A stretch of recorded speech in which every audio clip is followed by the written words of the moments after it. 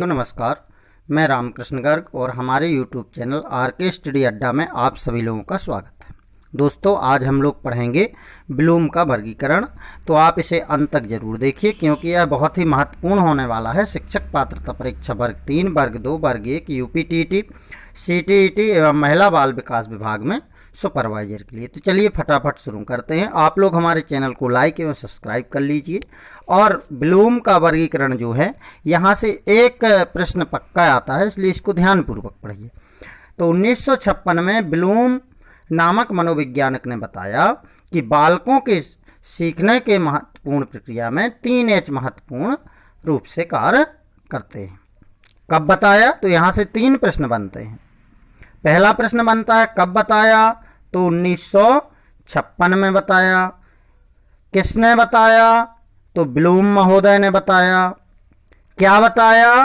तो उन्होंने बताया कि बालकों के सीखने में बालकों को जब हम कुछ सिखाते हैं तो कितने H काम करते हैं? 3H महत्वपूर्ण रूप से काम करते हैं। अब ये कौन कौन से हैं? तो दोस्तों, जैसा कि दिया गया है, पहला होता है हेड अर्थात मस्तिष्क, दूसरा होता है हार्ट अर्थात हृदय, और तीसरा हैंड। तो याद रखना है 3H। कभी कभी प्रश्न पूछ दिया जाता है कि ब्लूम के 3H कौन से हैं? तो हेड, हार्ट और हैंड, यानी कि मस्तिष्क, हृदय और हाथ। सीखने की संपूर्ण प्रक्रिया को ब्लूम ने 3 पक्षों में विभक्त किया है। तो ये भी आपको ध्यान में रखना है कि ब्लूम ने सीखने की प्रक्रिया को कितने पक्षों में विभक्त किया है। तो दोस्तों, 3 पक्षों में विभक्त किया है। पहला संज्ञानात्मक पक्ष, दूसरा भावात्मक पक्ष और तीसरा मनोप्रेरणा। ओके, पहला कॉग्निटिव संज्ञानात्मक पक्ष, दूसरा अफेक्टिव भावात्मक पक्ष और तीसरा साइकोमोटर अर्थात मनोप्रेरणा। चलिए आगे चलते हैं। सबसे पहले समझते हैं हम संज्ञानात्मक पक्ष। तो इसका संबंध मस्तिष्क से है जो सोचने विचारने का कार्य करता है। इसके अंतर्गत 6 उपक्रियाएं पदानुक्रम में घटित होते हैं। ये चीज ध्यान में रखना है कि संज्ञानात्मक पक्ष के अंतर्गत कितनी उपक्रियाओं का पदानुक्रम होता है। तो सबसे पहले इसमें ज्ञान याद रखेंगे आप लोग। सबसे पहले ज्ञान, इसके बाद बोध, ज्ञान नॉलेज, बोध कंप्रहेंशन, अनुप्रयोग यानी कि एप्लीकेशन, इसके बाद विश्लेषण एनालिसिस, संश्लेषण सिंथेसिस और लास्ट में मूल्यांकन एवल्यूएशन। तो दोस्तों, आप लोगों को इन बिंदुओं को ध्यान में रखना है। कौन कौन से हैं? ज्ञान, बोध, अनुप्रयोग, विश्लेषण, संश्लेषण और अंत में मूल्यांकन। आगे देखें, इनको समझें नंबर से। नंबर 1 ज्ञान नॉलेज। ज्ञान का संबंध किसी वस्तु की पहचान से है। इसे अब स्मरण भी कहा जाता है। इसमें किसी जानकारी को सीधी तौर पर मान लिया जाता है। उदाहरण के लिए 2 धन 2 4 होता है, ऐसा मान लिया जाता है। यह क्या है? ज्ञान है। इसके अंतर्गत छात्रों को प्रत्यास्मरण तथा अभिज्ञान की क्रियाओं को निम्न बातों से विकसित किया जाता है, जैसे तथ्यों, शब्दों, नियमों, सिद्धांतों, सूचनाओं, नमूनों आदि से। अर्थात आप लोग समझ गए होंगे कि ज्ञान क्या है। ज्ञान यह है, जैसे बता दिया कि 2 धन 2 बराबर 4 होता है, तो सामने वाले को ज्ञान हो गया कि 2 धन 2 4 होता है। अब देखते हैं बोध। बोध क्या है? तो नंबर 2 बोध। अब इसे समझना, अंडरस्टैंड कहा जाता है। जिस पाठ वस्तु का ज्ञान प्राप्त किया गया उसे अपने शब्दों में अनुवाद करना या व्याख्या करना बोध कहलाता है। इसके अंतर्गत कोई क्रिया घटित हुई तो कैसे हुई, इसको समझा जाता है। जैसे अभी हमने ज्ञान प्राप्त किया था तो हमें पता चला था 2 धन 2 बराबर 4, और बोध क्या कहलाएगा कि 2 धन 2 बराबर 4 हुआ तो कैसे हुआ। सीधी सीधी बात, 2 धन 2 बराबर 4 हुआ तो कैसे हुआ, ये हमारा बोध कहलाएगा। अब देखते हैं नंबर 3 अनुप्रयोग। इसमें किसी सीखे गए कार्य को प्रयोग किया जाता है। जैसे हमने कोई कार्य सीखा, उसका हमें बोध हो गया, अब उसका हम अनुप्रयोग करेंगे। जैसे कोई बालक गणित के प्रश्नों को सीखकर उसे खुद से हल करना सीख जाए तो उसे अनुप्रयोग कहते हैं।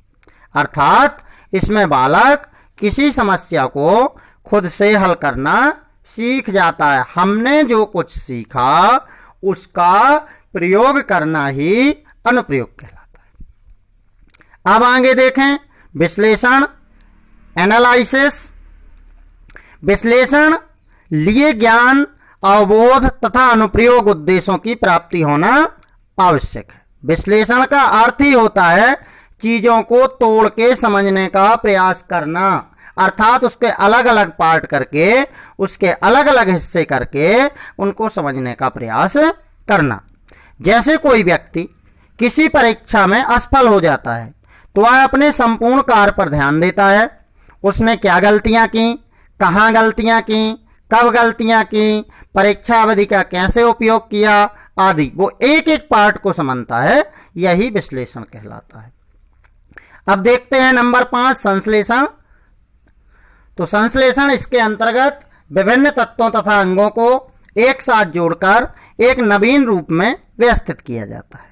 पहले उसका विश्लेषण किया, उसके बाद उसका संश्लेषण यानी कि एक नए रूप में उसको व्यवस्थित किया।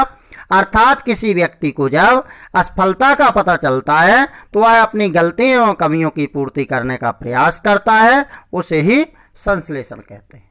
यानी कि कमियां खोजना विश्लेषण हो गया और उनकी पूर्ति करना संश्लेषण हो गया। अब देखते हैं आगे मूल्यांकन। तो मूल्यांकन, यहां से भी बहुत ज्यादा प्रश्न पूछा गया। मूल्यांकन क्या है? मूल्यांकन ज्ञानात्मक पक्ष का अंतिम एवं सर्वोच्च उद्देश्य माना जाता है। ये प्रश्न पूछा गया है 2011 में कि अंतिम चरण क्या है। तो अंतिम चरण क्या होता है दोस्तों? मूल्यांकन होता है। मूल्यांकन ज्ञानात्मक पक्ष का अंतिम एवं सर्वोच्च उद्देश्य माना जाता है। जब किसी ज्ञान को परीक्षा लेकर जानने का प्रयास किया जाता है तो उसे मूल्यांकन कहते हैं। समझ गए ना मूल्यांकन क्या है? हमारे पास जो ज्ञान है उसी की जब हम एग्जाम लेकर के उसके जानने का प्रयास करते हैं तो ये क्या कहला जाता है? मूल्यांकन। आखिर पता चले तुम्हारे अंदर कितना नॉलेज है। 1956 में ब्लूम द्वारा दिए गए ज्ञानात्मक पक्ष को 2001 में कुछ बदलाव किया गया। जैसे सभी संज्ञा को क्रिया वर्ब में बदला गया, ज्ञान को स्मरण में बदल दिया गया, बोध को समझ में, अनुप्रयोग को लागू करना में, विश्लेषण को विश्लेषण करना में और संश्लेषण को रचना करना। इसके अलावा मूल्यांकन को मूल्यांकन करना में चेंज कर दिया गया। 2001 ईस्वी के बदलाव में मूल्यांकन के स्थान पर संश्लेषण और संश्लेषण के स्थान पर मूल्यांकन को पदानुक्रम में रखा गया। दोस्तों अब समझते हैं भावात्मक पक्ष। तो भावात्मक पक्ष व्यक्ति की जीवन पद्धति पर, उसकी भावनाओं, मूल्यों, अनुभूतियों का सर्वाधिक प्रभाव पड़ता है। ये प्रश्न अक्सर पूछा जाता है कि भावात्मक पक्ष व्यक्ति के जीवन पद्धति पर किसका सबसे ज़्यादा प्रभाव पड़ता है? तो उसकी भावनाओं का प्रभाव पड़ता है, मूल्यों का प्रभाव पड़ता है और अनुभूतियों का प्रभाव पड़ता है। इसलिए पाठ्यक्रम में भावात्मक समायोजन एवं नियंत्रण को महत्वपूर्ण स्थान दिया जाता है। इसके अंतर्गत 5 उपक्रियाएं पदानुक्रम में घटित होती हैं जो इस प्रकार है। ध्यान देना। नंबर 1 प्राप्ति, अनुक्रिया। नंबर 3 अवमूल्यन। नंबर 4 व्यवस्थापन और नंबर 5 चरित्रीकरण। प्राप्ति, अनुक्रिया, अनुमूल्यन, व्यवस्थापन और चरित्रीकरण, इनको हम बारी बारी से नंबर से समझेंगे। सबसे पहले हम जानेंगे प्राप्ति, रिसीविंग। यह भावात्मक पक्ष का निम्नतम या प्रारंभिक वर्ग है। ब्लूम का जो भावात्मक पक्ष है, ब्लूम के 3 पक्ष थे और उसमें जो उसका भावात्मक पक्ष है इसमें प्राप्ति आरंभिक वर्ग है। इस स्तर पर सीखने वाला उत्तेजक के प्रति क्या प्रदर्शित करता है? संवेदनशीलता प्रदर्शित करता है। इस उद्देश्य के भी 3 स्तर होते हैं। पहला अभिज्ञान, दूसरा प्राप्त करने की सहमति और तीसरा नियंत्रित या चयनित ध्यान। चलिए अब इसके बाद नंबर 2 जानते हैं, अनुक्रिया। इसके अंतर्गत अभिप्रेरणा तथा अवधान में अधिक सक्रियता एवं नियमितता की अपेक्षा की जाती है। व्यवहारिक दृष्टि से इसे अभिरुचि भी कहा जा सकता है। तो इसे अपन लोग व्यवहारिक दृष्टि से अभिरुचि कह सकते हैं। ठीक है। रिस्पॉन्डिंग अनुक्रिया जो होती है इसके अंतर्गत होता क्या है? अवधान में अधिक सक्रियता एवं नियमितता की अपेक्षा की जाती है। नंबर 3 देखें, अनुमूल्यन। इसके अंतर्गत व्यवहार की वह अभिप्रेरणा आती है जो व्यक्ति की किसी मूल्य के प्रति प्रतिबद्धता पर आधारित होती है। दोस्तों अब देखते हैं नंबर 4, व्यवस्थापन। तो व्यवस्थापन सामान्यतः व्यक्ति का व्यवहार किसी एक अभिवृत्ति से अप्रेरित नहीं होता, बल्कि अभिवृत्ति समूह से होता है। अभिवृत्ति के ऐसे समूह के व्यवस्थित रूप को व्यवस्थापन कहा जाता है। इसे इस तरह समझिए, सामान्य व्यक्ति का जो व्यवहार होता है वो एक ही आवृत्ति से अप्रेरित तो होता नहीं है, उसके पास बहुत सी आवृत्तियां होती हैं, उनके कई समूहों से वो अप्रेरित होता है और इन्हीं समूहों को ही जब हम व्यवस्थित रूप से व्यवस्थित करते हैं तो उसे व्यवस्थापन कहा जाता है। अगला देखें नंबर 5, चरित्रीकरण। जब कोई व्यक्ति कुछ मूल्यों के अनुसार निरंतर व्यवहार करता हुआ ऐसे स्तर पर पहुंच जाता है जिसे उसका जीवन दर्शन कहा जाने लग जाता है, वह लक्षण वर्णन की स्थिति होती है। चलिए अब समझते हैं मनोप्रेरणा, साइकोमोटर, जो अंतिम 3 पक्ष है।